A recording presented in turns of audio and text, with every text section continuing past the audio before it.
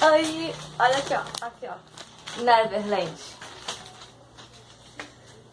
Oi gente, tudo bem com vocês? Hoje a gente vai falar sobre um anime que eu nunca falei aqui, eu juro que eu nunca falei aqui, ele é inédito nesse canal. É mesmo, é? Vamos falar sobre Neverland. Vamos aqui, noites e noites sem dormir, fazendo esta coisa aqui ó, todo colorido, lindo e maravilhoso pra vocês. Vamos lá, vamos falar sobre Neverland. E hoje com um pegado mais filosófico. Geralmente eu sempre pego assim os conceitos, as teorias sobre o cérebro, sobre a evolução. Já falei até de comida, mas hoje a gente vai falar sobre a existência. E no que toca ao nosso consumo, à nossa sociedade, ao nosso querer, ao nosso pensar. A Alegoria da Caverna, um simples conto criado por Platão para explicar o sentido. Não o sentido daquilo que você consegue ver ou enxergar, que também é muito colocado em ponto, mas sim o sentido daquilo que você consegue absorver e aquilo que você consegue sentir e pôr pra fora. A gente tem aqueles homens, aquelas pessoas que viam o mundo de uma maneira completamente deturpada, que eram apenas sombras. Tudo passava à frente deles, mas pela perspectiva e por estarem presos, não conseguiam de forma alguma enxergar de fato o que cada coisa é. Imagina você, a sua vida inteira, estar acorrentado, mesmo sem saber o porquê, ou então o pra que de estar naquelas correntes, você passar a sua vida toda naquilo e não saber como que o mundo realmente é. E que o que está por trás daquela caverna, o que está por trás daquele muro, é simplesmente desconhecido. Que talvez te mate, que talvez doa na sua visão. E que quando você quiser voltar, e se for algo bom o suficiente, algo que não te machuque, algo que não te doa, se você quiser voltar, talvez te digam de louco. Ai gente, que filosófico. Aqui a gente vai começar a analisar Neverland através dessa pequena alegoria. Já tem um canal nesse mundo que falou muito bem sobre a alegoria da caverna e Neverland. Vou deixar linkado aqui, eu achei incrível. Quando eu tava, hoje de manhã, que eu falei, hoje eu vou gravar, foi o meu recomendado do YouTube. Eu falei, estou mais inspirada do que nunca. Enfim, Neverland é um anime que nos traz vários contrastes, várias maneiras de se ver a realidade ou não. Em paralelo à alegoria da caverna, a gente tem as sombras.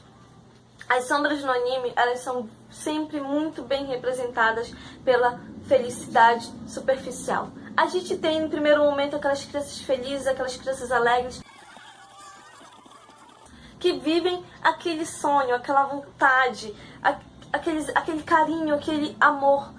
Infelizmente, tudo superficial.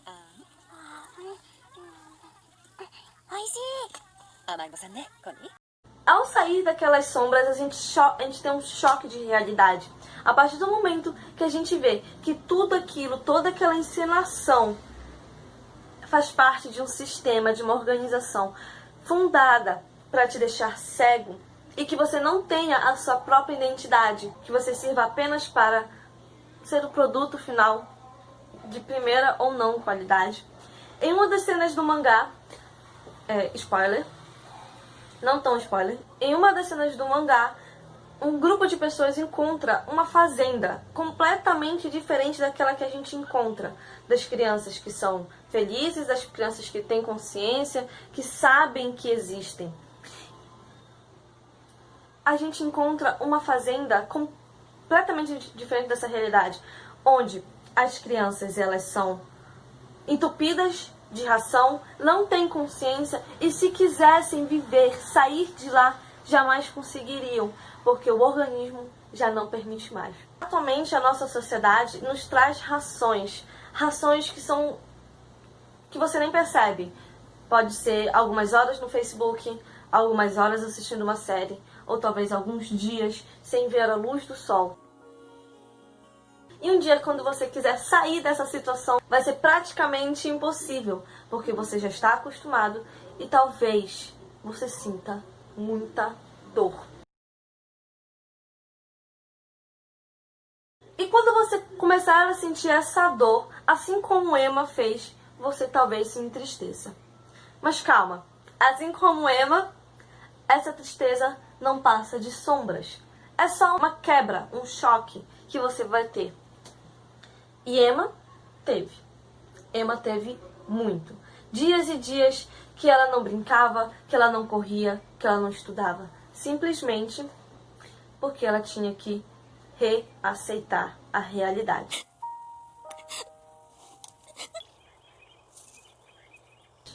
Para ela, tudo mudou a partir da análise de um pequeno fato. Talvez uma ponta, um gelo daquele iceberg. Apenas uma pontinha do gelo daquele iceberg. Só um pouquinho. Foi o suficiente para ela mudar a própria realidade. A partir desse momento em que ela começa a reaceitar a sua nova realidade, ela vai começar a perder a inocência. E não só ela, o Ray, o Norman e algumas outras crianças. Eles começam a perder a inocência. E diversos filósofos ou então sociólogos já fizeram uma análise sucinta sobre a perca da inocência na juventude. Freud, Nietzsche, com a análise existencialista, não simplesmente aquele niilismo que ele sempre traz, aquela conjuntura fria, aquela conjuntura de que a vida não tem sentido, simplesmente porque você precisa que ela tenha. Mas sim aquela análise que ele traz de que a vida, ela precisa de mudanças e que quando essas mudanças ocorrem, distopias nascem. E na cabeça daquelas pequenas crianças, a única distopia conhecida e vivida era aquela fazenda. Elas precisavam sair, elas precisavam ser um novo homem, aquele super-homem. Em Humano, Demasiado Humano, Nietzsche fala que a partir do momento em que a filosofia deixa de ser histórica para ser existencial, tudo muda. E que, querendo ou não, inimigos vão surgir. Em Divertidamente, a gente tem as ilhas desmoronando. Não sei se você se lembra daquele lindo filme em que eu já falei aqui também, se eu não me engano, tenho certeza disso. A gente tem a alegria, a tristeza, procurando memórias, procurando o passado para trazer um certo de aconchego, um reconforto, enquanto aquela pequena menina dentro da mente dela, ela desmoronava tudo, por causa das mudanças que foram acontecendo na vida dela.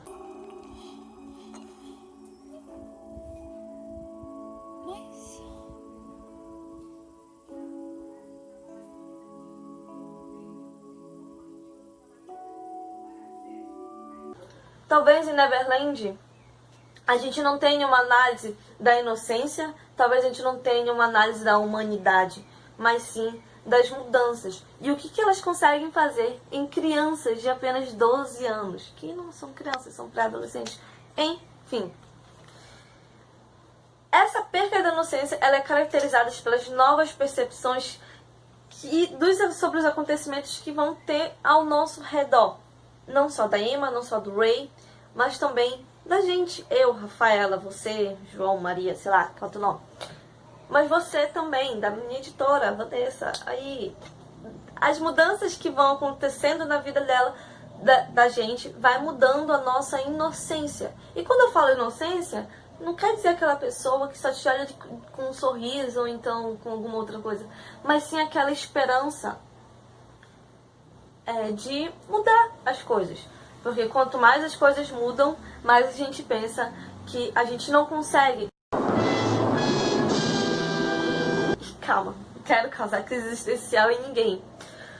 Mas a partir do momento que a gente consegue descobrir essas verdades, esses fatos, essas novidades, sair daquele muro, a gente tem duas opções.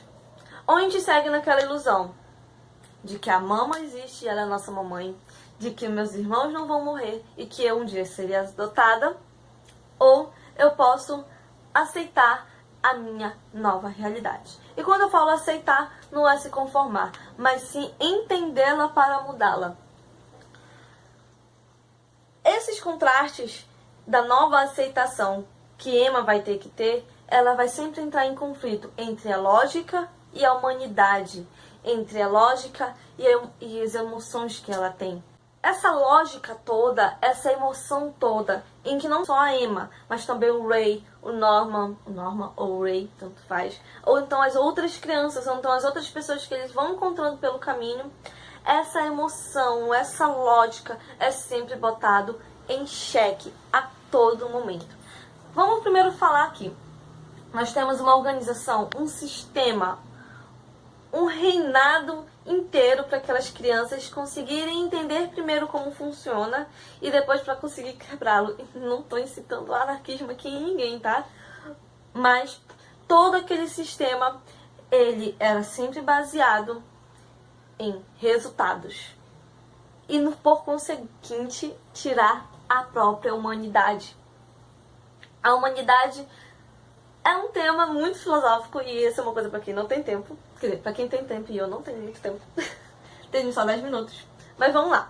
Essa humanidade falada não quer dizer aquela questão de você ser uma pessoa bípede, uma pessoa que tem um cérebro, que tem um coração, que tem um órgão, que tem um sistema bifásico de sangue. Não, não é isso. A humanidade aqui representada é o quanto você tem empatia e o quanto você tem a esperança de que as coisas podem mudar. Se você vai sair desse lugar sozinho, ou com uma ou duas pessoas, ou se você vai sair deste lugar chamando todas as pessoas que compete a você uma relação social.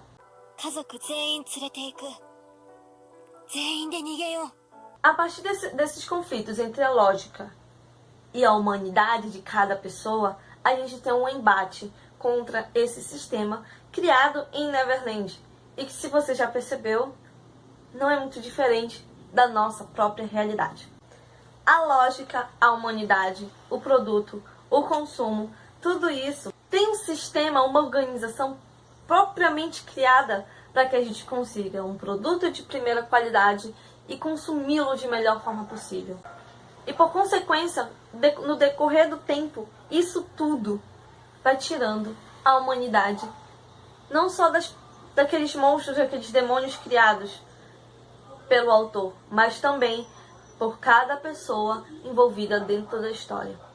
E se você ainda não percebeu, o sistema criado para que a gente tenha um bom produto e um ótimo consumo tem tirado cada vez mais a nossa humanidade. O conflito entre o tempo e a sociedade não é de hoje. Durkheim, logo no começo do século XX, ele começou a pensar sobre por que a sociedade ela age de tal forma. E ele chegou à simples conclusão de todos os modelos, a sociedade é o modelo de Durkheim. Ela é aquela que se autogere. É aquela sociedade em que as próprias pessoas ditam para onde ela vai. E em Neverland a gente tem uma sociedade exatamente assim. São as pessoas, mas não é qualquer pessoa. São aqueles demônios, são aquelas pessoas que foram contratadas por eles para estudar, para cuidar, que ditam até onde aquela sociedade vai. E a partir do momento que a gente tem uma ruptura, uma nova sociedade se cria. E até mesmo dentro dessa nova sociedade, a gente tem uma nova sociedade. Fala, não me diga! Tem personagens nessa história que eles criam uma própria sociedade. Que eles criam um momento que está tão grande, tão firmado já, que eles estão prontos para fazer o embate daquela sociedade. Entretanto, da mesma forma em que essa sociedade devoradora de cérebros e opressora da humanidade age com a frieza, sem empatia e completamente dentro das sombras. o tempo que eles têm, não só aqueles relógios, tudo aquilo que colocam na nossa frente, aqueles calendários, todos esses símbolos, não são só figurativos. É para nos mostrar que o tempo está passando de maneira líquida, que a gente não consegue sentir mais o tempo, em que um dia correndo com os meus irmãos não é mais o mesmo quando eu descubro que um dia eles irão morrer, que o tempo que eu passo com a minha família não é mais o mesmo a partir do momento que eu descubro o quão sofrida a vida é, ou o quão boa a vida é. E a não percepção do tempo em que a gente passa é analisada por Bauman. Sim, aquele mesmo que falou que as nossas relações são completamente superficiais e que a gente vive numa sociedade que favorece os likes e não os amores reais. Esse mesmo cara falou que o tempo tem passado de maneira líquida e que isso tem influenciado no nosso consumo. E esse consumo, criado, idealizado pelo positivismo, onde tudo, até mesmo o saber científico, precisa de uma utilidade prática, até o cérebro, se ele não for para uso de um controle do ambiente, ele não é válido. É por isso que o tempo não é válido. Ele só serve como uma medição. Enfim, esta é Neverland.